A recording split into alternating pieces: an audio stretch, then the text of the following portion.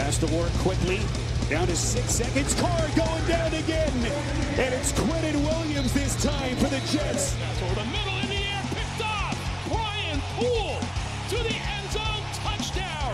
Hunter the beat, and the punter brings him down. Braden Mann saved a touchdown most likely. Looks right. Fires a bomb down the right sideline again for Mims. What a catch by Denzel Mims. Welcome back to the Cool Your Jets podcast. We host Ben Blessington and Michael Nania. Day 3 of the NFL draft is in the books.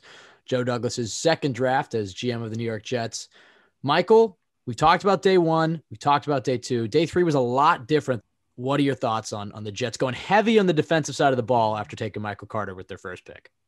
Well, it was definitely an interesting approach, I think. I think what's interesting about it is the way they sort of just completely turned the approach on its head, going offense with the first 4 picks and then all out defense with the next 6 picks after that. But it made sense because they did get pretty aggressive with the pursuit of the offense early on, obviously trading 2 third-rounders that probably would have been used on defense to get Vera-Tucker, then sort of a luxury pick with Elijah Moore, a pick that, I think is a great pick, but it's definitely not one of their biggest positions of need. Then going running back with Michael Carter. So at that point, you're at the top of round 4. You haven't addressed defense at all, and they do have a few holes on defense. So I think it did make sense to really go hard after defense at that point. And I don't think they necessarily went into the third day of the draft with that mentality that they're going to take all defensive players, or at least mostly defensive players.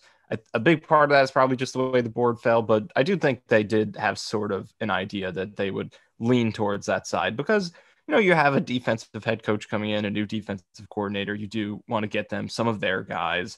And so it made sense to go hard on that side of the ball here on day 3. So I do like some of these picks that they made.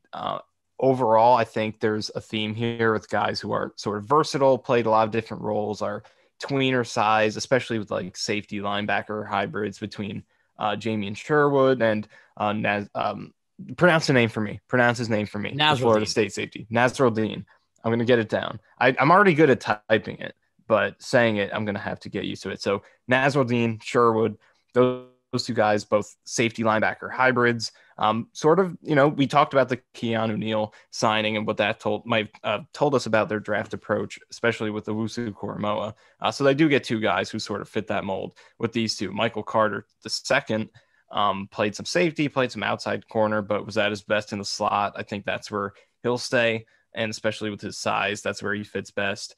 So I do like the approach in this third day of the draft. They knocked out the needs that they had, which were the will linebacker spot, slot cornerback and outside cornerback, but in sort of in unconventional ways with guys who aren't necessarily pure players at those positions, but have the versatility and the frame to play different positions and probably project well to transitioning to those holes that the Jets have.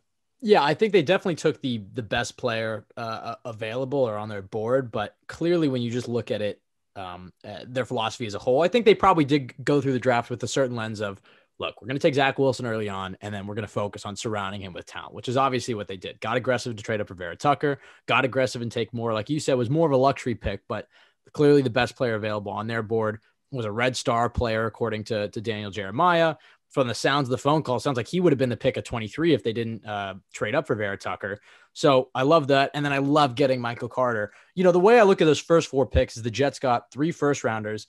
And then you could say Michael Carter had a second-round grade for some people. I'll say a third-rounder. So for the first 4 picks, they got 3 firsts and a third.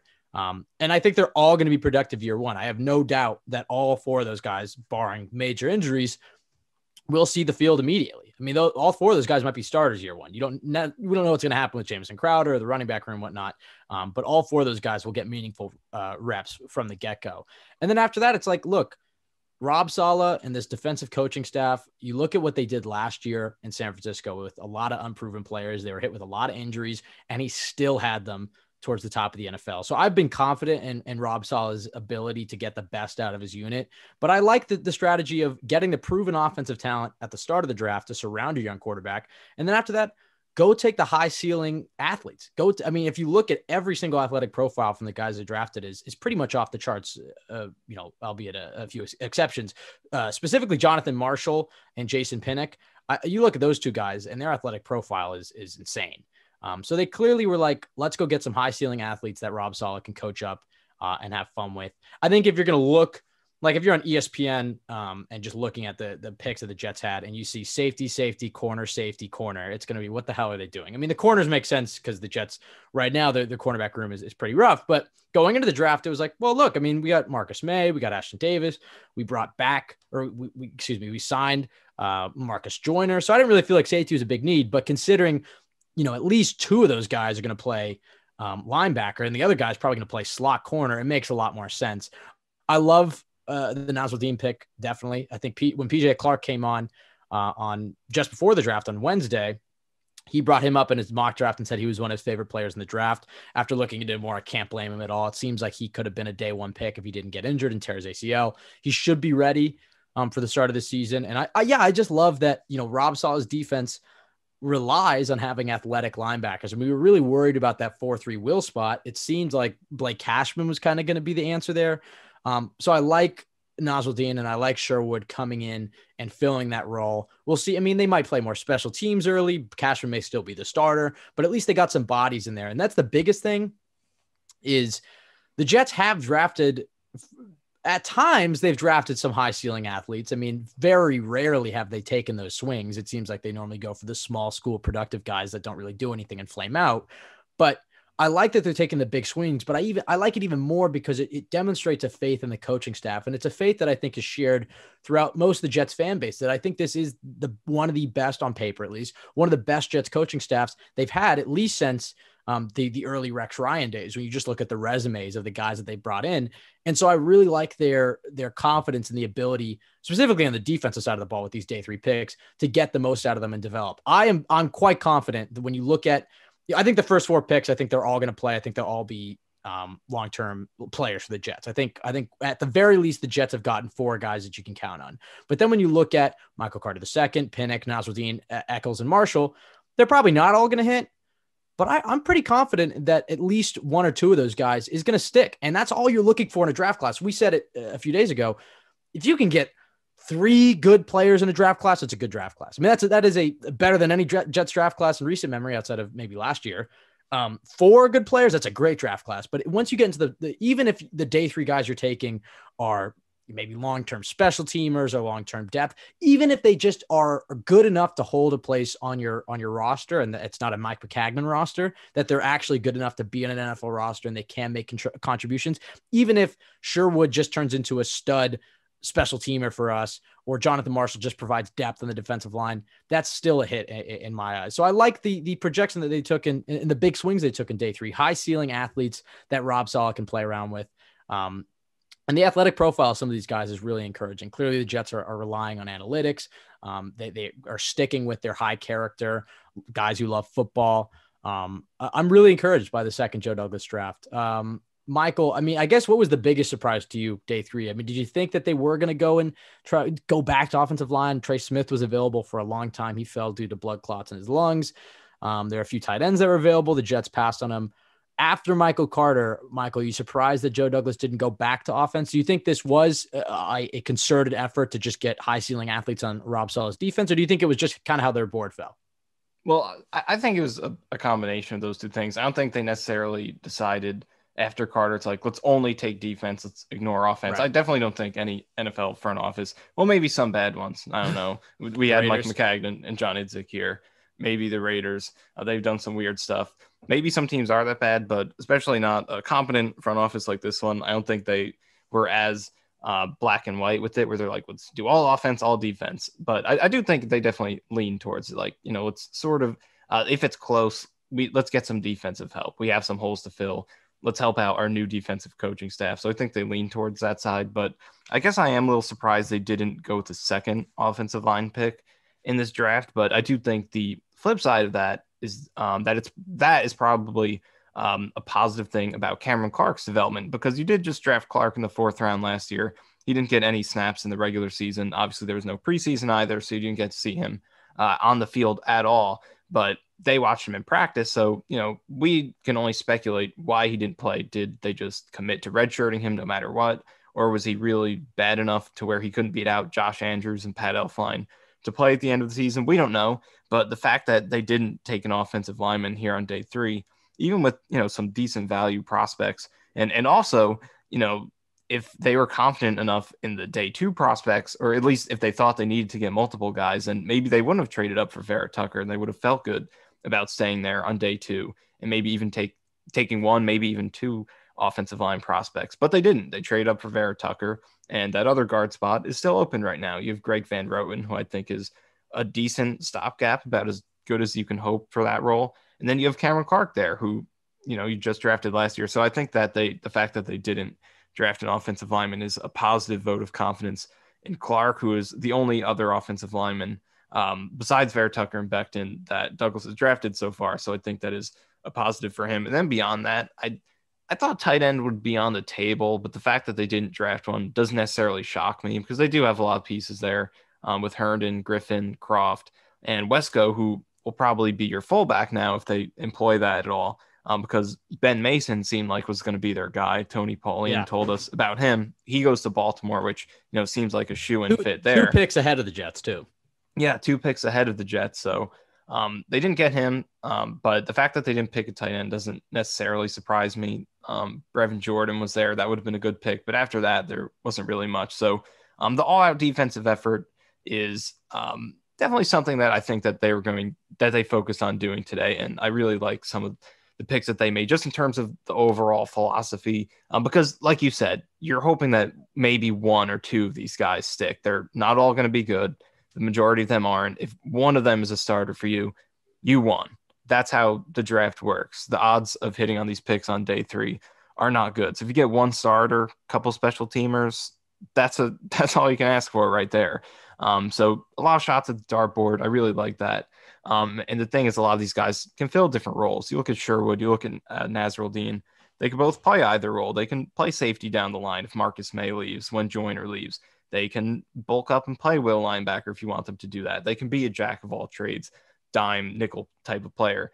Michael Carter II can play slot corner. He can play a little bit of safety for you if you need him to. All these guys are versatile. And also in terms of the athleticism, like you said, day 3 is a great time to take a chance on those guys who might not have been productive or dominant. Like Pinnock is an example of this. He was not productive for Pittsburgh, gave up 5 touchdowns in each of the past 3 seasons, but his size and his length and his athleticism is ridiculous. So you take a chance on those things on day 3 of the draft and trust your coaching staff to develop those guys. So it's a good time for that. And also the other point I was going to make about the athleticism is that it helps on special teams. To have great athletes on special teams is a big plus on your coverage units and your blocking units. So that also increases the odds of these guys sticking and making an impact in that role, because the Jets do need a lot of help on special teams as well. It was something that they were not good at last year in terms of punt coverage. So they can help in that area also. So very big fan of the overall philosophy of these picks. Most of these prospects, I'll be honest, a few of these guys aren't even on a lot of the boards that you look at on the internet, Draft Network, PFF, like they're not even on there. Michael Carter II, Pinnock, and Eccles, I believe, are the 3 who are pretty much not on a lot of boards across the internet. So I do like the boldness there, the fact that they're confident in these guys to the point to where they're taking their guys, even if they're not the biggest name prospects. I do like that aspect of it. But I think I like the overall approach in terms of athletic tools and versatility. Yeah, I think I've seen some criticism for Joe Douglas's day 3 of the draft, and my general philosophy is I don't criticize day 3 because one, I'm not going to pretend like I know the vast majority of these players. Obviously, there are guys that I've seen a lot in those simulators, like you've said, or I've read about, or I've found a few guys. I'm like, oh, I want the Jets to get this guy in day 3. But the Jets have scouts that year round. This is their job, and day 3 is kind of the scouts' day. This is the day where so the regional scouts stand on the table and say, I've seen this guy. I've watched every single one of his plays. This guy's a baller, and I have a lot of faith in Joe Douglas and his scouting department. And so, yeah, and I touched on this a lot yesterday, but it's like a lot of fans view the draft as a shopping list, and that's not the case. Free agency, that's when you can go out and fill needs, but the draft is where you're just trying to take the guys that you're the most confident in. You don't want to take a single guy just because you have a hole at guard and okay, there's a guard there. He's the best guard available. Let's take him. Don't do that. If there's a guy 20 spots ahead of him, that's a tight end or something, and you have, at least some room in the tight end room, then you take him. We talked about the difference between short-term and long-term needs. Right now, was receiver a short-term need for the Jets? No. But is it a long-term need? Yes. I think you are going to need to continue to beef up that room. And then also in the short term, Moore brings you depth. He brings you versatility. He brings you explosiveness. And then in the long term, he's probably the starter he will be the starter that will place Jamison Crowder. So yeah, I think a lot of fans look at this and it's like, well, why didn't they take an edge, or why didn't they take another offensive lineman, or etc. Day 3 of the draft is when Joe Douglas and his scouts are going to take the guys that they have the faith in, that these are the best guys on their board, the guys that they think actually can be contributors. And like you said, they're just lottery tickets. I mean, they're shots on goal. Most of these guys on day 3 are not going to make the roster. I mean, they'll make the roster this year, but presumably, but down the line, there's going to be a few of these guys in this draft class that won't do anything. I mean, just statistically, those are the chances. But when you look at the hit rate, or at least the level of player that the Jets got with their first 4 picks, I mean, that's what you have to be ecstatic about. With the players that the Jets got with their first 4 picks, they're going to contribute immediately in offense. And then after that, those are just guys that high ceiling athletes, and we'll see what Saleh can do with them.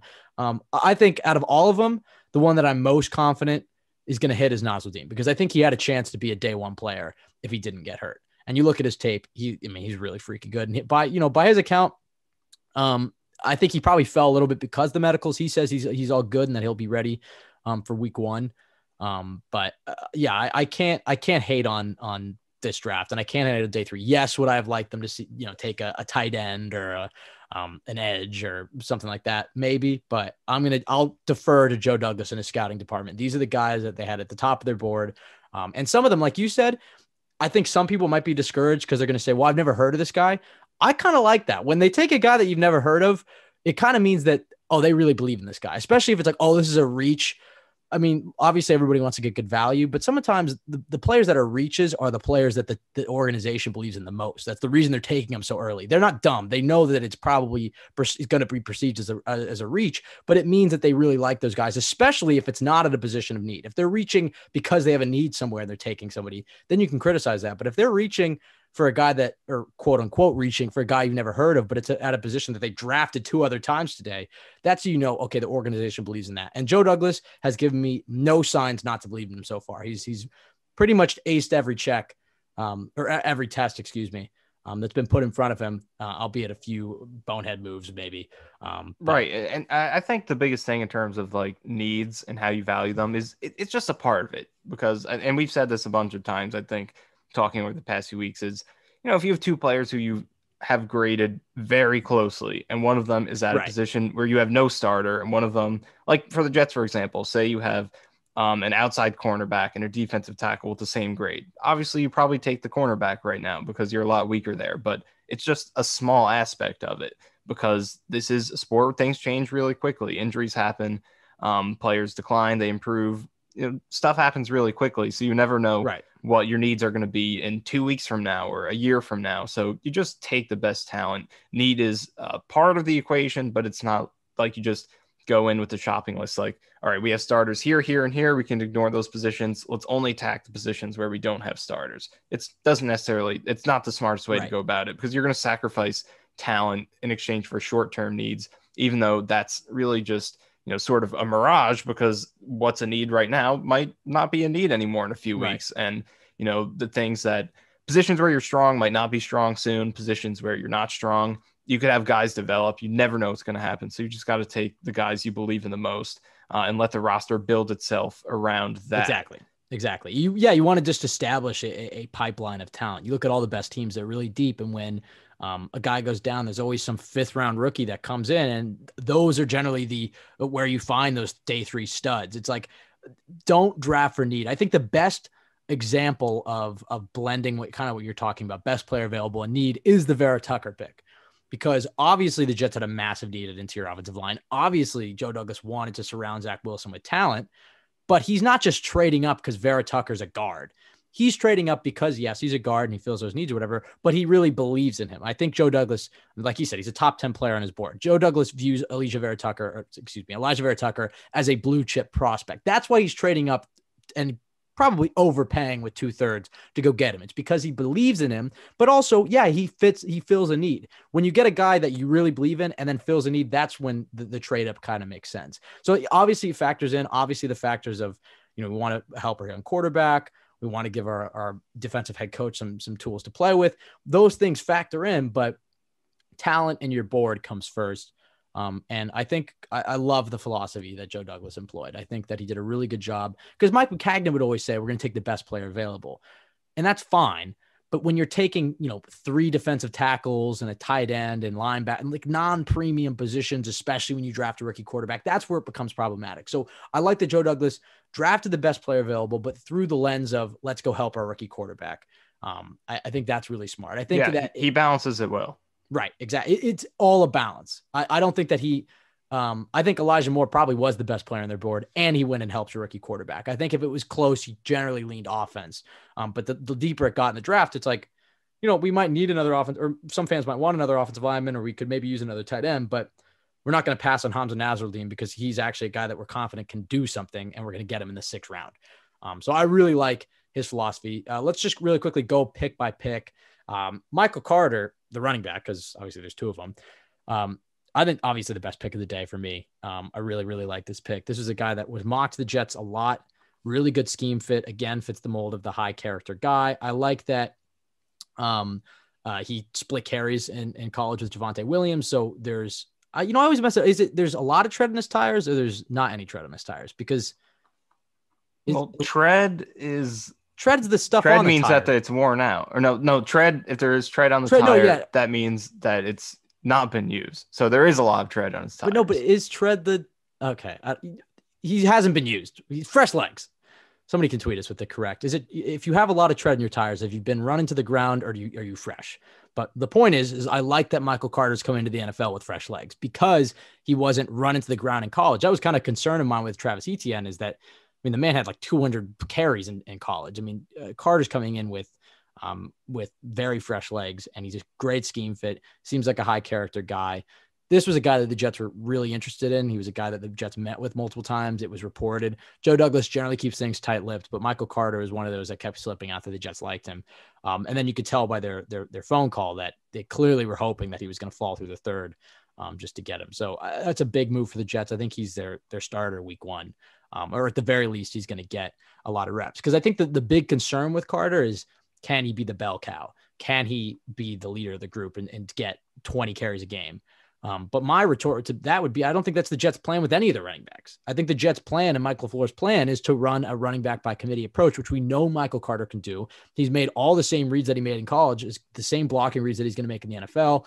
And you're not really worried about him. He doesn't have to come in and be the bell cow. If he develops into that, that's great. But he's going to come in immediately and be able to fulfill the same role that he filled in college. And the Jets still have other backs that they can throw out there as well. So I really, really like this pick. Michael, what was your reaction to Michael Carter? Was there anybody else you wanted more on the board? And then once the pick was announced, what did you think? Yeah, I had a really positive reaction to this pick. I record my reactions to every pick. This was my most positive one, outside of the vera-tucker pick. So I did like this one. You pretty much said it. Good scheme fit, and has, I think, you guys can correct us if we're wrong, but I think the correct terminology is he does have a lot of tread on his tires, because the tread is on the tires. That's what allows it to grip the road. That's what I've always thought. But then people have said, right. People, I think, say it the wrong way. Yeah. But, if there is tread on the tires, it means that it's not worn out. So I think that's the correct terminology. Being in that timeshare with Javonte Williams has, he comes in with a pretty light amount of work. So that's a good thing. I think as he comes into a committee backfield too, he's ready to play that role. That's what the Jets are going to be doing. And he's already experienced making the most out of that. Extremely efficient, really good after contact numbers and broken tackle numbers, very good in pass protection. His pressure rate allowed as pass blocker is about half of what the NFL averages for a running back. In the passing game too, he's not really a versatile guy in terms of making catches down the field, but good hands, doesn't drop the ball, makes a lot of plays after the catch on dump offs. So he's good in that phase also. So I like a lot about the Michael Carter pick. And before we talk about the rest of these picks, I want to talk about the 2 trades that they made on day 3. Yeah. I think those are worth talking about. So first, they traded down from 143, 19 spots to with the Raiders to pick up the 200th overall pick. That trade I liked, because I think whenever you could add extra picks on day 3, I think that's an obvious plus, because at the end of the day, does 19 spots on the third day of the draft mean all that much? Like, if you look historically between what the 143rd overall picks or just all the picks in that range do compared to the 162nd pick, it's just, it's not that big of a difference. It's day 3 at this point. Everywhere's a crapshoot. So if you could just add more darts to throw at the dartboard, I think that's a plus. But then the trade they made with the Chiefs, that one was a little bit weird to me because they didn't add another pick. So they moved down.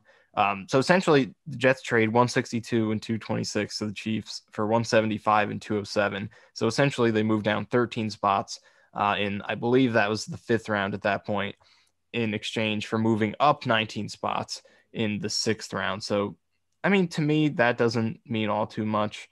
That was an interesting trade. What do you think of both the first trade they made with the Raiders and then this swap with the Chiefs? Well, clearly it was that they didn't really they weren't in love with anybody at the spot they were picking at. And then they wanted more swings on the guys in the 6th round because they clearly felt that there was some talent to be had there. So I don't hate it. I think, yeah, from a pure value standpoint, it wasn't like they won the trade. But without seeing their board, it's hard for me to say, but I'm going to just imagine the reason you make that trade is it's like, look, there's not anybody really that we're needing to pick here. Let's trade down and recuperate some 6. I would imagine that I think one of them was to get Ben Mason. That's just my guess. Just there was a lot of smoke there. And generally when there's smoke, there's fire. Not all the time in draft season, but and it would make sense. It's like, we like Hamza Nazarel Dean. We like Ben Mason. We like Jonathan Marshall. We like these guys. Let's go pick up an extra 6 because we don't really care about the level and difference in talent. So I don't hate it. I think the first one was definitely better from a value perspective. We'll say the Jets come on the clock at 162 and there are no standout players on their board. And they see it as there are 15 or so players who they all have pretty similarly, and they would feel very comfortable with picking any of them. So I guess you trade back 13 spots and you feel like there would be no difference in the type of player you'd be picking 13 spots lower. And then later in the draft, you can move up 19 spots. I guess it makes sense from that perspective. So thinking about it more, I love any trade where you can trade back and add an extra pick. But in terms of these, when they make these swaps where it's like move down now so you can move up more later, in a vacuum, it doesn't look great. But I guess when you're looking at your board, it could make a lot of sense depending on how you have the players stacked up. And again, that this all comes down to how good you are at drafting. That's the most important thing in all of this, because if you're a bad drafting team and your board is just completely out of whack in terms of how the players are actually going to turn out, then you're going to lose a lot of trades and you're going to waste a lot of picks. But if you are a good drafting team and you do have good foresight in terms of how things are going to play out, then you're going to win trades like this. You're going to move down with the Chiefs and you're going to move up later, and you are still going to get value out of 175, and moving up later is going to help you because your board is accurate. So the board, I think, is a big part of all of these trades. And it's not something that any of us know about because it's different for every single team. And obviously we have no clue what any team's board looks like. Yeah, no, I think I agree with everything you said there. I like that Douglas is really aggressive when it comes to trading up and trading down. I think because that was kind of the theme heading into this offseason that you and I kept bringing up is who is Joe Douglas? We don't really know him because we have him for essentially just one offseason. And there were a lot of excuses of, look, the COVID-19 pandemic is happening, so they're not spending as much. He's trying to be conservative. He's not trying to build around Adam Gase. He's trying to tear it all down. They just traded away Jamal Adams. Like, there was a lot of question marks. And so this was the first time it's like, okay, let's see. Last year you can dismiss as, okay, he's taking the wrecking balls of the entire roster and bringing the Jets down to the studs. But then it's like, okay, the Jets are the studs, so let's see you build it up. Now we get to learn who Joe Douglas is. And from the day they've hired Robert Saleh, I don't think he's made a single move that I haven't at least come around on. I've really just loved his entire offseason. I mean, it starts with Saleh. That's obviously the biggest acquisition because now I'm confident in the Jets coaching staff and their ability to cultivate a great culture. Like he's talked about having the best culture in sports. It actually feels doable with Robert Saleh. He's talked about developing young talent. It actually feels doable with Robert Saleh. So that's the biggest thing. I'm getting off on a tangent here, but essentially, I love the GM that we're learning Joe Douglas is. He's a lot more aggressive than I thought he was because sitting here Saturday evening recording this podcast, Joe Douglas is my perception of who Joe Douglas is as a GM is a lot different than it was, 5 days ago. And my perception of Joe Douglas as a GM is a lot different than it was in January and even before he hired Robert Saleh. The fact that he got Saleh was a big plus in my eyes. His free agency, the fact that he was aggressive in getting Carl Lawson and getting a legit edge rusher that the Jets haven't had in 10 plus years, 15 plus years. The fact that he got Corey Davis, which I felt was the best fit for the Jets free agent wise on the receiver. And I also just liked a lot of his other signings, but then going to the draft, it's like, who is he going to be? And we learned he's a hell of a lot more aggressive. Not only the types of players that he's taking, the high ceiling. I like that he's not taking too many guys from D2 or D3 schools that are 25 years old, like Mike McCagnon. He's taking young, high upside, athletic guys who play tough competition and who are all leaders and love football. I just kind of love the MO of the Joe Douglas draft player. And I just love how aggressive he is. Like you're talking about, moving up and down the board. He has a great understanding of how the board is going to shake up. And we knew that last year when he traded down and still landed Denzel Mims that he liked. He said, look, I'm going to trade down here. Only a certain number of receivers are going to go. So I'm still going to get a good one because I value them all, fairly equally. So he still traded down and got Denzel Mims last year. This year it was, look, Elijah Vera-Tucker is not going to fall to us. I see him as a blue chip player. I know I got to protect Zach Wilson. I have a ton of draft capital. Let me go up and get him. I love that move. And the trade downs for me, it's hard to comment because they're day 3. I don't know the board, but in a vacuum, I like the idea of trading down in day 3 to accumulate more picks. I don't know if you touched on Michael Carter that much, but I guess I'll push forward with Jamie and Sherwood, and you can touch on Carter if you want. Yeah, I did talk about him. Okay. I just move on to the next one. Yeah, Jamie and Sherwood, though, there's 2 Michael Carters here, so I have to keep track of them. But Sherwood, though, safety from Auburn, but likely, the Jets announced him as a linebacker. The same with Nazarel Dean. So they announced both as a linebacker. So we're going to call him Will Linebacker, which we knew was a big need for the Jets. They really needed those pass coverage linebackers. We were forecasting Blake Cashman in that role, who hasn't played 4-3 outside linebacker in the pros and has constantly hurt, and his coverage ability and his rookie year was suspect to begin with. His athletic profile lends you to believe that he would be a good coverage linebacker. We haven't seen it. So that was a big projection. So we knew that was a need. And then the fact that they were really in on it at the end on Keanu Neal, you kind of knew that they liked the idea of having a strong box safety that can play linebacker. So I like the Sherwood move a lot. I think he was probably the pick that got the most criticism out of all of them. But Michael, from what you know about Sherwood, what do you think about him? Yeah, I do. I think he does fit exactly what they're looking for here. And Robert Saleh even talked about it in the press conference at the end of day 3, talking about the linebackers and what they're looking for them. And he pretty much laid out the description that we've all sort of assumed. And he talked about it, that he doesn't want 3-4 linebackers who are going to be thumping, going downhill, taking on the guards. He's not looking for that. He said he wants them to play faster, get outside, be more athletic. And that's what they're looking for here. They're looking for, that's why they want Keanu Neal. That's why I thought Usu Koromoa made a lot of sense. Obviously, these guys are going to be really small at that position, and they're not prototype linebackers, but that's what they're looking for in this role. They want Sherwood's guys. Pretty big.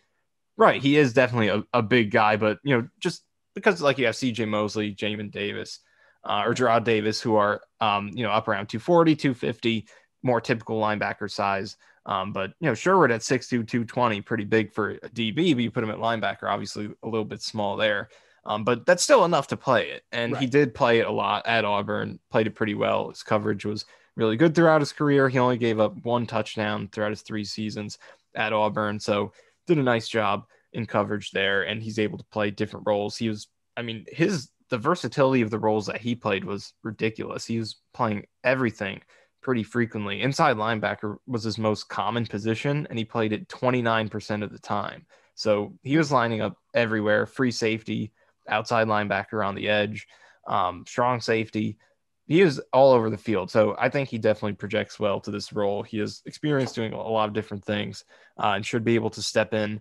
And, the Jets are so weak at this position that he can step in and start right away. Usually you don't look at a 146 overall pick as an instant starter, but his only competition is Blake Cashman. And the first step for Cashman and Nazarel Dean. And of course, Nazarel Dean later in the draft, who might also compete for this, but their only competition is Blake Cashman, who A, can't stay healthy, B, has yet to play well consistently in the NFL.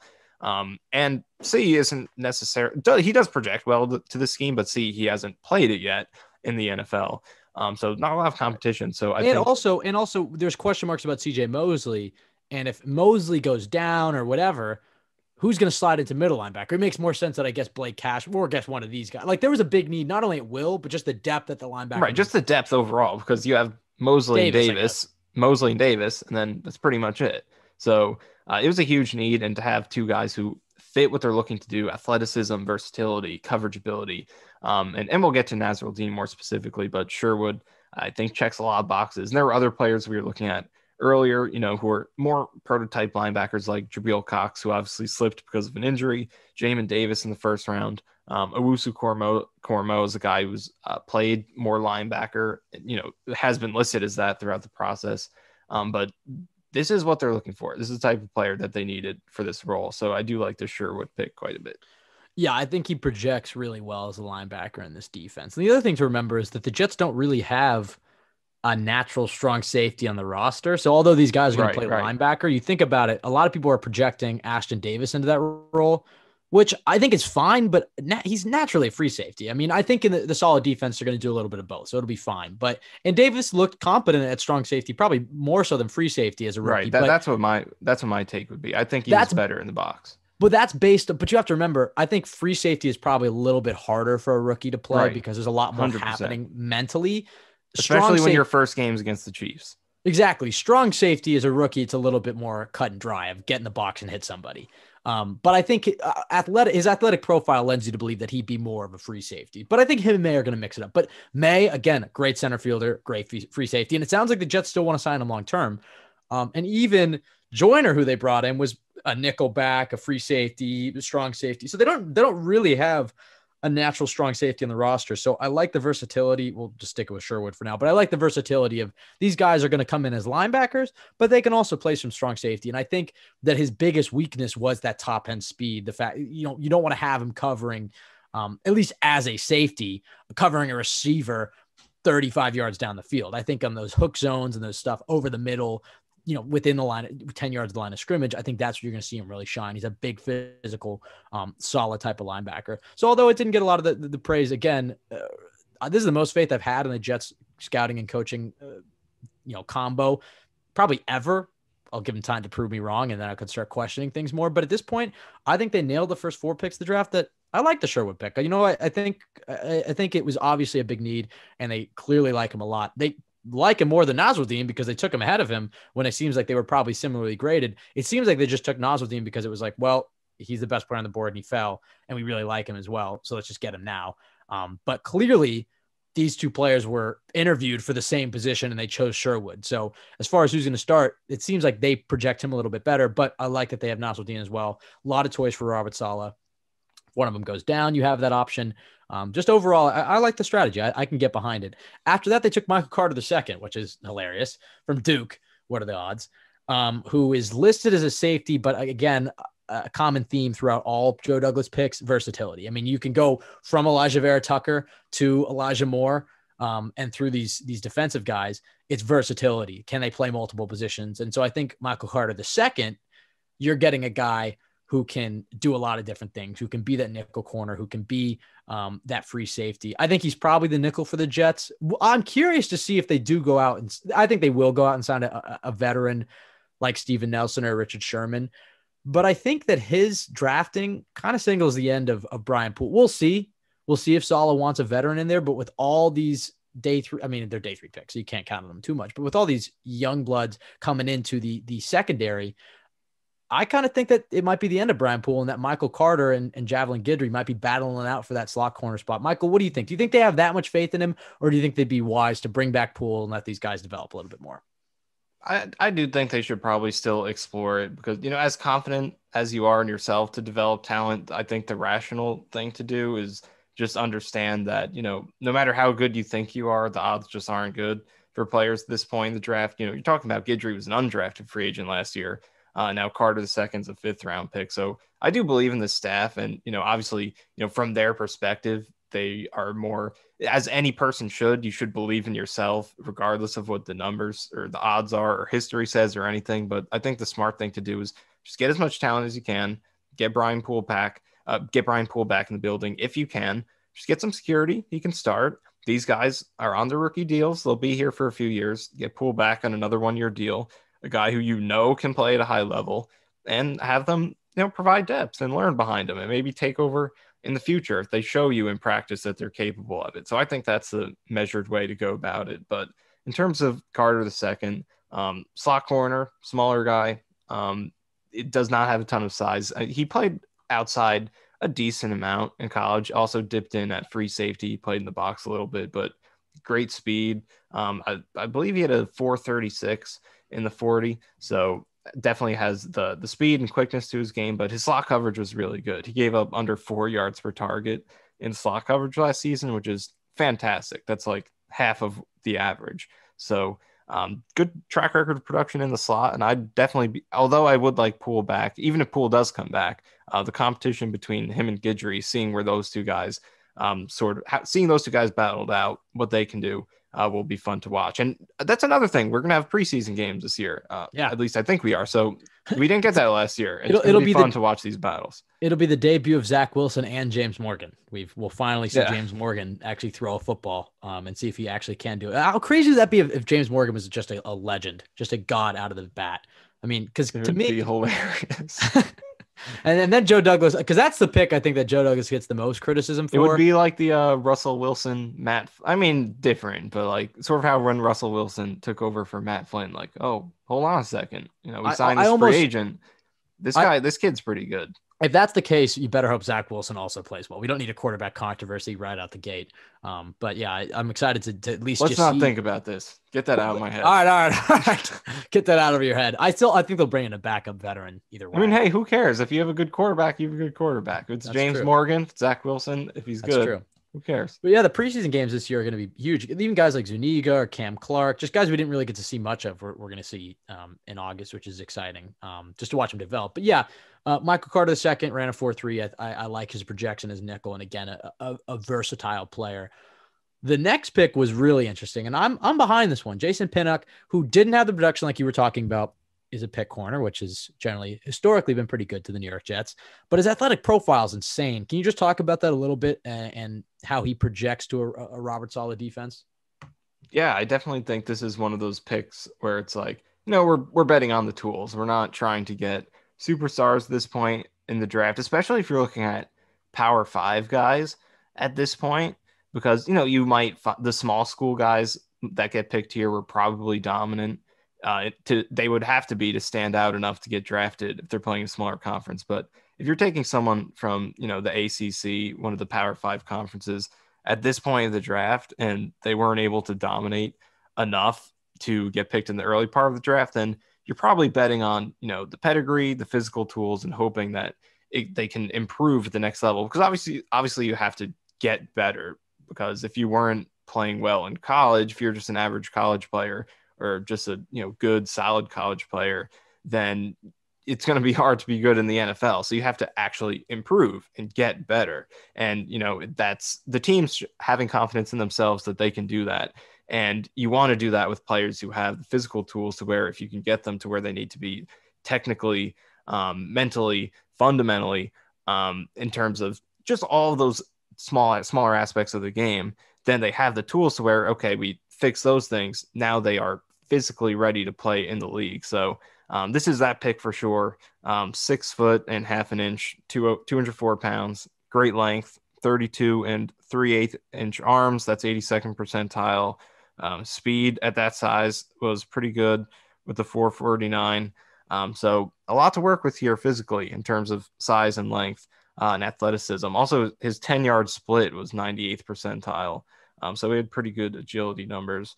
JC Horn is actually one of his top comparables on Mock Draftable, and also Ife Melifonwu from Syracuse and James Bradbury. So he has some good comparisons physically. He has that makeup. The production wasn't there. And it's on your coaching staff to make the most of it. And Tony Oden, their cornerbacks coach, is one of my favorite assistants on the staff. He has a really good track record of developing talent. So I'm interested to see what they do. Yeah, and I think San Francisco last year is a great example. They had a bunch of nobodies playing corner for them last year, and that's really what gives me hope about Robert Saleh getting the best out of his unit and developing guys, because it's easy to coach, Nick Bosa. But when you have to coach a third-string defensive lineman or a bunch of no-name corners and you're still getting a top 10 unit out of them, that's, that's coaching right there. So I like that they gave him a lot of different weapons to coach up. And Odin, like you mentioned, is a superstar on this Jet staff. If you go to @MathBomb on Twitter, I think he had a lot of really good. He's tweeting out the relative athletic scores of all these of these picks, and he kept getting retweeted in our timeline because the Jets kept taking some of the superstars from this. But Pinnock's relative athletic score was from all the corners taken from 1987 to 2021, and that's nearly 1,800 corners. He's ranked 41 in his athletic score. So clearly a supreme athlete, a 6'3", 215 corner. I mean, that's a Rob Saleh corner right there. He likes those big physical zone corners who can press, get down to the line of scrimmage and play. Or excuse me, 6 feet, 200. I was looking at Hamza Nazarel Dean, but still, point still stands. He's a big corner who can play that zone coverage, who can press the line of scrimmage, who can get after it in the run game. He's going to be a development.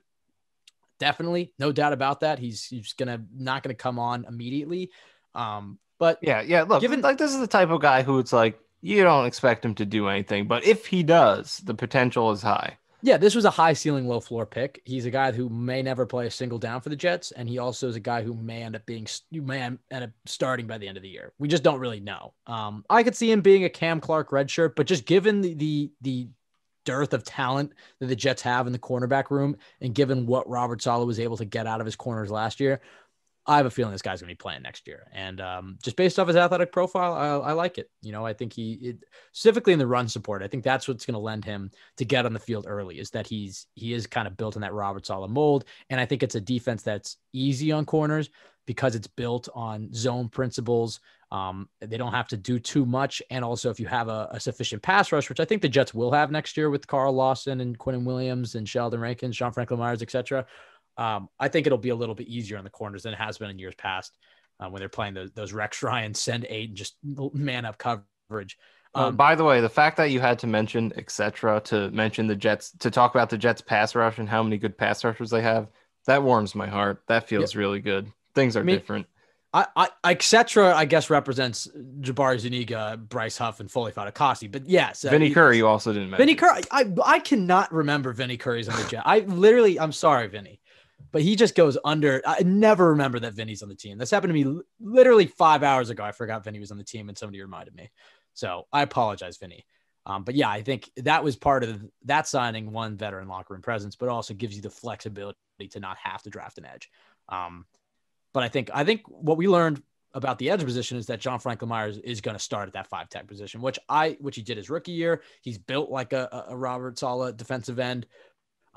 But you clearly like the production he had inside. I think he's still going to get to play 3 tech. I think on third downs, you're going to see him put inside, but with the Sheldon Rankins signing and the fact that they drafted no edge prospects, and they only brought in Vinny Curry, I think you're going to see a lot of JFM at 5 tech, which I think that's also good for Huff and Zuniga. Definitely means they'll have, and Kyle Phillips, that they'll have their chance to compete. Too, I forgot about Kyle Phillips, him and Vinny. Yeah, but I think you're right. I think not taking another guard is a good sign in Cam Clark's development. The fact that they didn't feel the need to. That was the other thing with Trey Smith, is he's just kind of a similar player to Cam Clark. And then at a certain point, it was like, draft Trey Smith in the 6. It's like, well, then wouldn't his pedigree be lower than Cam Clark's? It seems like he would be above him in the depth chart. They're both not ideal scheme fits for his own blocking system, but I think he likes Cam Clark a lot. I think he's excited to see him in training camp. But Hamza Nazarel Dean, probably the best pick of day 3 value wise.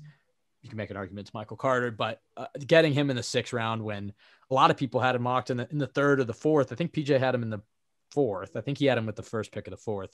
But really like him. I mean, very similar player to Jamian Sherwood, but again, a really talented player, great value. And the fact that you have both of them means you can really capitalize on their versatility. You're not going to have to peg one into one role. You can allow them to do different things. You can take them off the field. I also, like you mentioned, really good point. The fact that they're drafting these plus athletes is going to mean a lot for their special teams. I think you're going to see Nazarel Dean get out there on the special teams unit and really help Brent Boyer's unit out. That slipped a little bit last year. Michael, what are your thoughts on Nazarel Dean? Obviously, we talked about Sherwood a lot, but does he bring anything else to you? You tweeted about him earlier today, mostly because of PJ mentioned him on the podcast. We got to give props where it's due, but you did mention him. And then you figured once they took Sherwood, they weren't going to go back to him, but clearly he was the best player on their board when the 6th round rolled around. Yeah, coming into today, I think he was the best representation of, you know, what Sherwood is and what he is, of that player that they're looking for with that, you know, safety linebacker hybrid sort of player. And, you know, so I did think he was someone who could be in the mix. After taking Sherwood, I was surprised to see his name come up as the pick later on because it felt like they checked that box already. But, you know, to go back to what we're talking about with day three, this is your time to take shots at the dartboard, draft the player who you think is the best available, and just go from there. You don't necessarily have to, you know, just because you drafted one guy in the fourth round, doesn't mean that need is completely off the table. Because again, looking back at the odds of it, you know, most likely that guy's not going to fill that need. So why not take another player if you like him as the best player available at that point? So I do like the fact that they just went full throttle towards, you know, getting Robert Saleh and Jeff Ulbrich players, guys who really fit these needs. And, you know, again, most likely all these guys aren't going to pan out, especially because a lot of them clash with one another, like Sherwood and Nazarel Dean. But, you know, take your shots, take as many chances as you can, get as many shots as you possibly can. And that's what I think they're doing here. But with Nazarel Dean, he had a really good 2019 season. His coverage was great that year, 68.9 passer rating, only 1 touchdown, 2 picks allowed.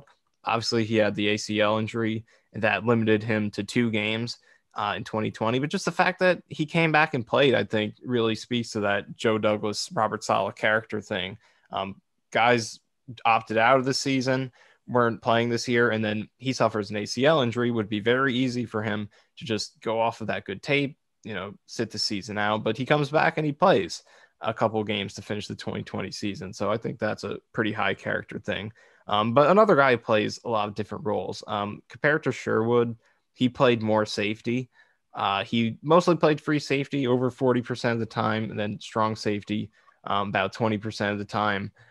So he was more of a safety than Sherwood was. But he did play his share of linebacker, slot corner as well, another very versatile player. So with both Nazarel Dean and Sherwood, I'm very excited to see how these guys compete in training camp in the preseason and who wins this role. I really feel like one of these two guys is going to be your starting will linebacker in week 1. So that competition is going to be a lot of fun to watch. Two very versatile, unique players. Yeah, I agree with everything you just said there. He was probably I tweeted it out because the way people judge day 3 picks is if they know him or not, if they've heard their name. And I tweeted that out as a joke, you know, give me one more player I've heard of. And Hamza Nasruddin was that. Once they announced it, I was like, okay, great. We got that one player that I've heard of. Joe Douglas can go ahead and take all the no-name players that he wants. I really like him. I really love his value, everything you just mentioned. I think his production is outstanding. He's a guy that, you know, does force turnovers as well. He has some impressive ability after he gets the ball too. I tweeted out one video of him just breaking like 5 ankles and all the way for like a 70-yard touchdown. So just an exciting player. And really excited that he made the team and that, or he hasn't made the team yet, but that he's at least drafted to the team. And I'm excited to watch how him and Sherwood develop in this Robert Saleh defense, if they try to have him add weight or what they do with their size. Because even in San Francisco, even though he prioritized pass coverage linebackers, he didn't really have many of these safety linebackers, the kind of the new age Shaq Thompson type of linebackers. I guess he's kind of the first one that comes to mind, but then Keanu Neal came around, and hell, Jamal Adams at this point is a will linebacker. So we haven't really seen Robert Saleh's defense with these type of players. So I'm just kind of curious how they manage it. Yeah, this isn't really the Niners defense, but it's taking the same ideas and just sort of playing in a different way. It's Jeff Ulbrich's the defensive coordinator who coached Keanu Neal. So it's Robert Saleh's defense. It's more similar to that. The Falcons did a lot more of that stuff last year in terms of the linebacker safety interchangeability. I think it's Robert Saleh is obviously going to have a hand in it, but he's the head coach. This is Jeff Ulbrich's defense. So I should probably stop saying Rob Saleh's guys. I think he has a system and Jeff Ulbrich's going to run it, but they run it a little differently. I think Jeff Ulbrich's going to put his spin on it. And so I think he likes the safety at linebackers, gives them more flexibility and versatility. I'm a fan of this pick. With Joe Douglas's second to last pick, this was a bit of a surprise to me. Brandon Eccles, corner from Kentucky. Now, everything I've seen, I like him. I like his measurables. I like how fast he is, but a bit undersized for a Jeff Ulbrich corner. But you know, at least I don't really know much about him. If I'm going to be completely honest, I I like that. I like his measurables is what I would say. He's only 5'10", though. That would be my biggest concern. What I have read about him is he's not, necessarily the most physical guy. He's not necessarily an amazing tackler or anything. So clearly not necessarily in the mold of a Robert Saleh defense. I think this is a pick that's an example of drafting talent over scheme fit. I think this is a guy that fell on their board that they had probably a really high grade on. And although he's not necessarily the prototypical 6'2" Robert Saleh corner, Jeff Ulbrich corner, I'm going to get it, I promise. They like this guy a lot. And hell, who knows? Maybe they see him more as a nickel guy. And so then maybe they have Eccles and Carter the second, and maybe Guidry gets the bump. Who knows? Michael, what are your thoughts on Eccles and what do you know about him? Yeah, so it looks like that he's mostly, he played outside at Kentucky, but looking at his frame, definitely seems like he's got to be a slot guy in the NFL because he's really lacking on the length and the wingspan and the size. 5'10", 179. His arm length is at the 12th percentile, 30 inches. So he's not going to be able to play outside, doesn't seem like. But his production is really interesting in college. He transferred from junior college, played 2 seasons at Kentucky. First season was really good. 9 passes defended, 70.5 passer rating allowed. That's great. And actually his yards per target was great too. 236 yards on 57 targets. That's 4.1 per target, which is outstanding. But this season, 2020, took a pretty big step back. 104.3 passer rating on yards per target, 8.1. So it was interesting to see him take a step back. Those prospects are always interesting because it seems like, you've seen top tier talent from them, but their stock drops based on what they did recently. So those guys can be potential steals whenever you get someone like that who's coming off of a season that was not their best. So that's interesting for him, but it seems like he's a slot guy. And, it just goes to what I was saying earlier. A lot of these guys clash with one another. So I really do think that you have a few examples here of where they're taking two shots at the same thing with Nazarel Dean and Sherwood in terms of that will linebacker safety hybrid sort of role, and then slot corner with Davis the second and Eccles. And I think doing that, you increase your odds of hitting on one of those spots and you just build the pipeline and you increase the competition. So I do like that here. I think that's a good day 3 philosophy to take guys at similar positions that are big positions of need, because these are all big positions of need.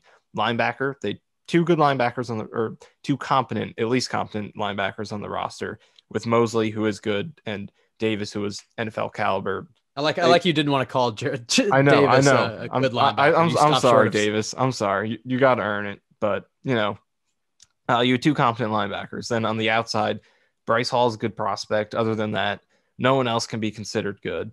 And then in the slot, you have an undrafted free agent who started 3 games in Guidry. So these are huge positions of need, and they double dipped at them. And I kind of like that. There's going to be competition. And they all have the versatility to where if they don't succeed in one spot, they could be tried out somewhere else. And I think that's another positive aspect. Exactly. I was just about to mention that is they all have versatility. Michael Carter II has a lot of experience at safety. He played all over the place. So yeah, I mean, if they're in the great situation that Eccles turns out to be a great nickel corner and Carter, you like his promise, you could play him a lot more at safety. And then also these guys are going to bring stuff on special teams. So with the last pick, I'm going to be honest, I love this pick. Jonathan Marshall, defensive tackle. Like I know we're sick of drafting defensive tackles, and it probably wasn't the biggest need, but the Jets essentially just took a guy with Aaron Donald's athletic profile and none of the skill or production. That's essentially how I would describe this pick. You're just banking on your coaching staff to develop him. When John Franklin Myers was on our podcast, he talked about the culture of the Jets defensive line room, at least last year, but you'd imagine that would carry over, that in some places there are guys who maybe they have a pass rush move that they don't want to share because at the end of the day, you're kind of all competing for the same job. And it's like, I'm putting food on my table with this, and I don't want to give you a pass rush move that you can use. And now you succeed with it, whatever. John Franklin Myers said, no, everybody in this defensive line group is really collaborative, is always trying to help each other out, trying to get better because he's like, we can all eat. There's enough sacks for all of us. So I like that he's entering a really good culture, especially he's going to be behind Quinnen Williams, who's really blossomed into one of the premier interior defensive linemen in this league. He has Sheldon Rankins to learn from. He has Jonathan Myers. I mean, I really like the situation he's in, and I like the coaching staff that he's going to be learning from. So he's exactly the type of guy I'm taking at the end of day 3. Go get me the best athlete, and let's just see what my coaching staff can do. And, it's not like his production was absolute garbage. He just wasn't like he had many sacks or anything like that. But his athletic profile and his athleticism is pretty much off the charts. So I like this pick. Yeah, I'm okay with it. This is the 207th pick in the draft. I'm not going to complain about position here. And this is where I think, positional value later in the draft sort of kind of tapers off a little bit. Like in the 3rd, 2nd round, taking a defensive tackle would be a problem to me unless you got a massive steal. But at this point in the draft, it doesn't really matter. And even when you do put on the long-term glasses, there is a vision for defensive tackle being a need. You look at the depth chart and, typically teams can carry about 6 interior defensive linemen, sometimes 7. And you look at this depth chart and there's a path for there to be someone who can win that 6th job. You have your 4 locks, Quinnen, Fatukasi, Franklin Myers, if you want to consider him an interior lineman, and Sheldon Rankins. Then beyond that, Shepard, probably a near lock. But then after Shepard, you have Tanzel Smart. And that's it. So, there's a path for him to compete with Tanzel Smart and Nathan Shepard for that 6th spot, maybe even only 5th if you don't consider Franklin Myers a part of that group. So there's a path for him to make the roster. And again, like you said, at this point, just bet on athleticism. And his relative athletic score is the 2nd best ever for a defensive tackle. Out of 1,309 guys since 1987, he ran a 488 at 310 pounds. His 20-yard split, 10-yard split, vertical, broad, his bench, all that stuff was way up there. Elite. So amazing athletic profile. And this is a good point of the draft to take a chance on that. Even if it's a position of strength, like we've been talking about, you never know who's going to get hurt, who's going to decline. Sheldon Rankins, even though he's here, you don't know how long, if he's going to be here beyond this season. Franklin Myers' contract situation is a question mark. You don't know how that's going to play out. So at this point, 207th overall pick, take a chance on a guy who has ridiculous athleticism, go for it. And in terms of the production, I know he has, I think, 1.5 career sacks, which is obviously very ugly, but he wasn't that bad. He was 7th in pressures in the nation among interior D linemen in 2020 with 29 of those, and at 20 run stops, that was 12th. So he was actually really good. And this that athleticism is the biggest thing. And keep in mind, going back to that long-term need thing we were talking about, both Foley Fatukasi and Nathan Shepard are free agents after this year. Yep. So this is a guy that I don't expect to see him on the field this year. Maybe he makes a few plays in preseason and training camp, but this is a redshirt year for him. This is drafting an athlete and letting him learn the NFL ropes this year and hoping that he develops some skill and some technique that he can compete next year. Best case scenario, you can try to get him on the field this year, that he shows something, but the expectation should be a complete redshirt year for this guy. But yeah, I mean, Foley Fatukasi is going to be a free agent. I think that he's a little bit of a different player. He's more of a one-tack, run-stopping, traditional 3-4 nose tackle that'll play in this 4-3 scheme. Shepard is probably the one that he will replace unless Shepard completely balls out, because Shepard next year, I think, will already be 26 or 27. So he's already on the old side. And Marshall's not a spring chicken himself. He's 23 right now. He'll be 24 at the start of the season. So kind of similar to Shepard in that aspect. But I think it's a long-term need for the Jets. Defensive tackle is not a need right now, but you go ahead and take the best athlete. And look, you got 2 defensive tackles who are in free agency next year. So there is kind of a need. And you can throw in Sheldon Rankins in that bunch too. So I like Shepard's already going to be 28 this season. He's 28. Wow. A guy in his rookie contract, 28. Bad pick. Oh my gosh.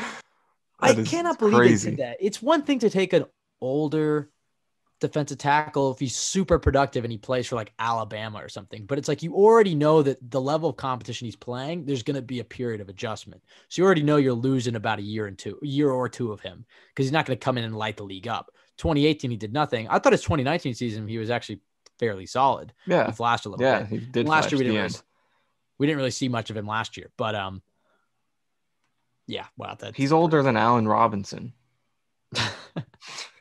Let's just say it's a change of a guard for the Jets management. I mean, a complete change in drafting strategy. If this was Mike Maccagnan, I shudder to think of what the draft would have looked like. But it probably would have been exactly flipped, except none of the athleticism, but it just would have been QB and then all defense. And then maybe some athletic. Yeah, let's actually map it out of how Mike Maccagnan would do this. And also, correction, Nathan Shepard, a couple months younger than Allen Robinson, so he is he's a spring chicken himself. But still 28 though, right? Still 28 in October, which is not ideal. But let's try and map out a Mike Maccagnan draft here. So I think what you'd probably have is staying. I think he goes at Justin 23. Fields. You think he takes Justin Fields? I think. I mean, I'm not going to speculate. I don't know. I think he takes Christian Barmore. I think he takes Mac Jones. I think he takes Mac Jones, and then at 23, Christian Barmore, and then 34. I was going to just keep going defensive tackles, but I literally haven't looked at any of them this draft. I don't know, just non-premium positions is probably what I would say. He'd probably take Jeremiah Owusu-Koramoah at 34. Yeah, I was going to say that. Maybe Owusu-Koramoah at 34. Which, by the way, exactly. Darren Lee was such a bad pick too, because it was like you're drafting a 4-3 will to be a 3-4 inside linebacker, which can work if the guy isn't critically undersized. I mean, it made no sense to have Darren Lee try to fit inside. I mean, in hindsight, wow, that was an awful decision. It's such a bad pick. Because like one questionable pick regardless, but the scheme fit made no sense. I mean, that's what's refreshing about Joe Douglas is he's drafting with a plan in mind. He's drafting to get players to fit a system. It makes sense why Mike Maccagnan was sitting by himself in the war room in 2019, because everybody had enough of his shit and they were just like, what are we even doing here? And they all left. So it's refreshing. And I got to say, every single phone call that Joe Douglas and Robert Saleh do gets me hyped up, because one, it seems like Joe Douglas is constantly getting the guy he wants.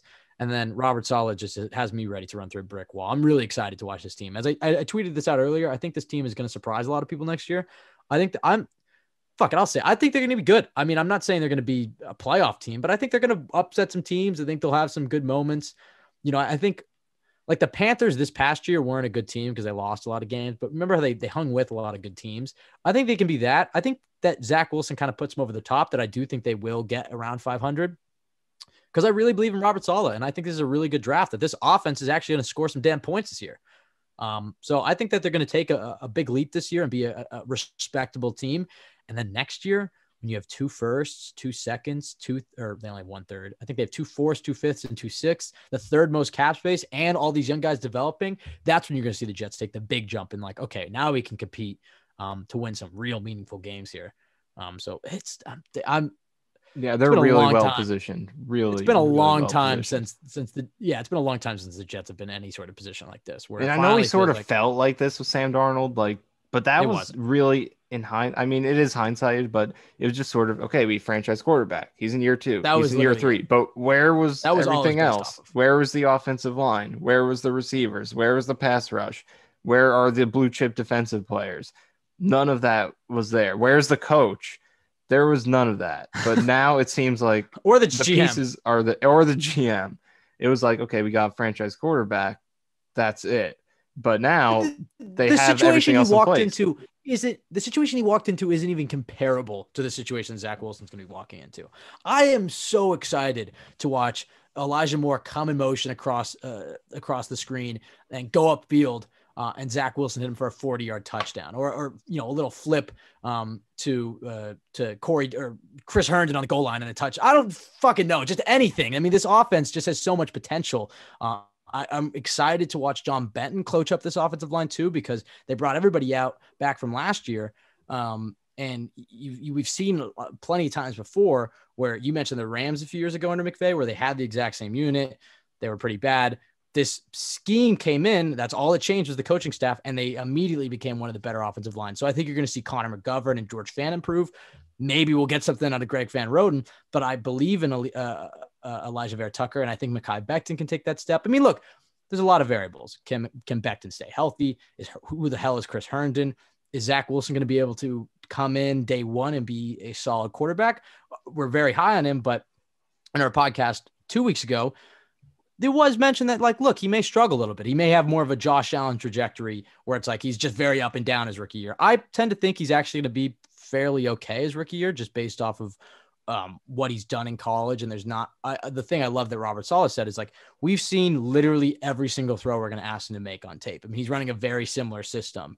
And I think the Jets are doing a good job of surrounding with talent. So it's like, I don't want this to be a giant puff podcast of us just, bowing down to Joe Douglas, but I can't hide how I actually feel. I'm really optimistic. I mean, at the end of the day, I'm a fan, but I really feel good about the direction the Jets are heading in. This is the first time in a long time where it's like, there's no, last year it was like, I feel kind of good about the direction Joe Douglas has us in, but it's like, oh, we have Adam Gase as our head coach. And a few years before that, it's like, do I really see Mike Buchanan winning us a Super Bowl? Do I really see Todd Bowles winning a Super Bowl? It's like, I can see Joe Douglas and Robert Saleh winning a Super Bowl. Not this year, not next year.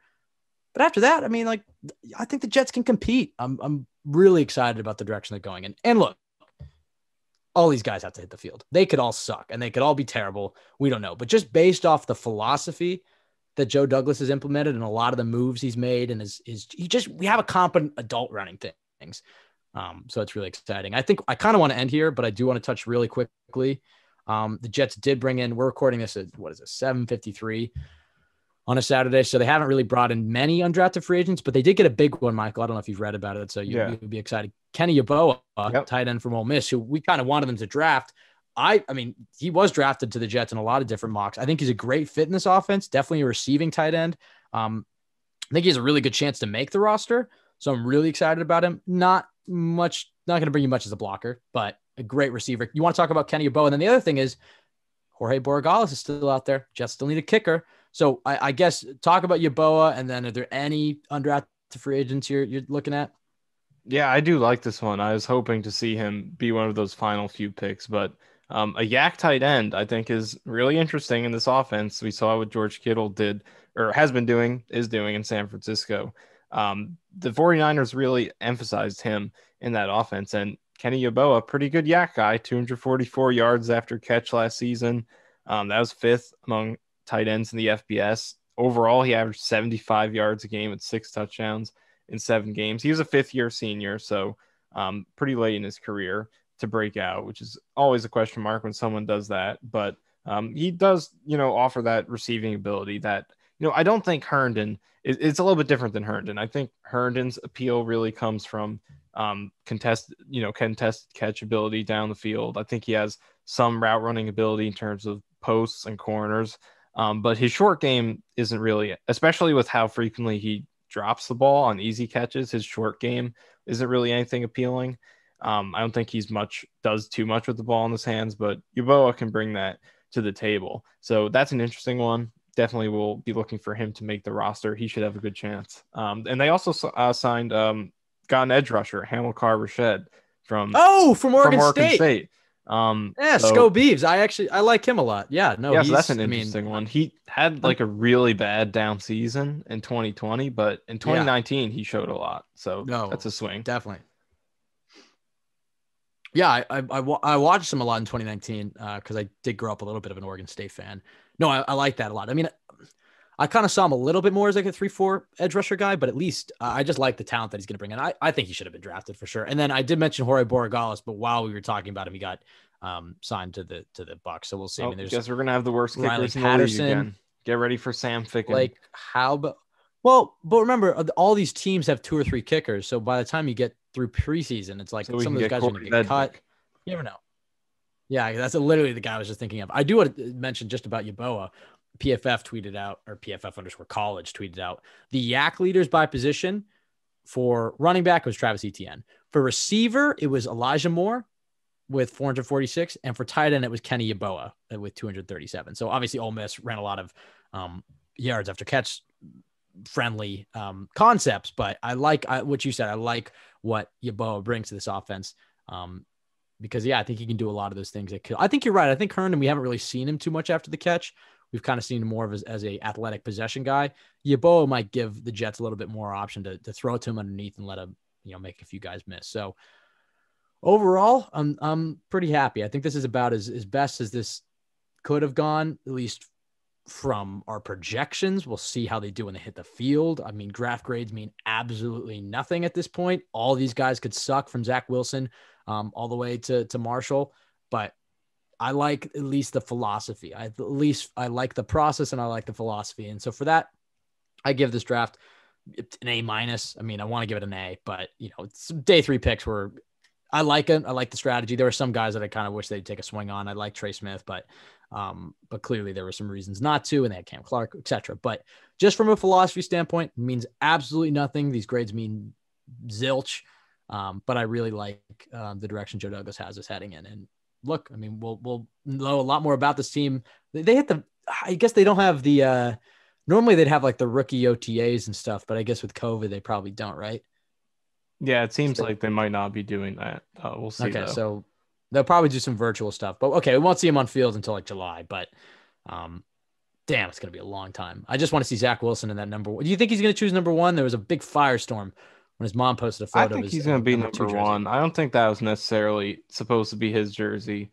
Because I feel like he would have told us if he picked his number. I don't think it's necessarily something he has to be, coy about. And it's not like top secret information. So I do think he'll end up going with number 1. Personally, I do prefer that. I know you're a number 2 guy. No. I like, okay, chill. I think the number 1 looked better on him. There's a lot of slander for number 2. It's like, hey, I won a lot of Super Bowls in Madden wearing that number as quarterback of the Jets, so let's not slander it too much. These grades mean nothing, but Michael, how would you grade Joe Douglas's second draft as general manager of the GM? So general manager of the New York Jets. It's been a long day, long 3 days. A minus is what's coming to mind for me, but when I think about it, I'm just trying to wonder why I wouldn't go with the solid A. Because just looking at it from a philosophy standpoint, like you said, I think that was on point with emphasizing the quarterback support first and foremost and doing it in a way that made sense with value. Vera-Tucker is a guy that was worth trading up for, and it made sense to do it because they were not going to get a guard or an offensive lineman that made sense at the spot they were. And that would have been a huge issue after not fixing it in free agency. So love that. Elijah Moore, great value. Not the direction I would have gone. I like it now, but like in that moment, that definitely was not what I was looking towards. I would have gone with Tevin Jenkins or Owusu Koromoa, but makes a lot of sense. And then Michael Carter pick I liked. So emphasizing helping the quarterback, and then with the defensive run, lots of versatility, lots of athletic upside, and they were all at positions of need, and they can all compete against each other and make each other better. So I'm just gonna go with A minus. I think we just don't want to say A because I just don't want to say A because it seems like, oh, it's perfect draft. Yeah. Because frankly, like I said, like Elijah Moore wasn't the pick that I would have. In retrospect, I think that's dumb because if he's the highest player on your board and he's a receiver, take him. But that's just what's hard about grading, because like for me, it's like that. But he was very clearly I know he clear cut the top guy on their board. So like for them, like it's an obvious pick. That's their opinion. But like for me, and I think there are very few Jets fans who are talking about wanting Elijah Moore at that pick. Very few. So it is just trying not to be completely hindsight. Well, that's because we all fall into the because we were all falling to the shopping list thing. Like we're not. Yeah.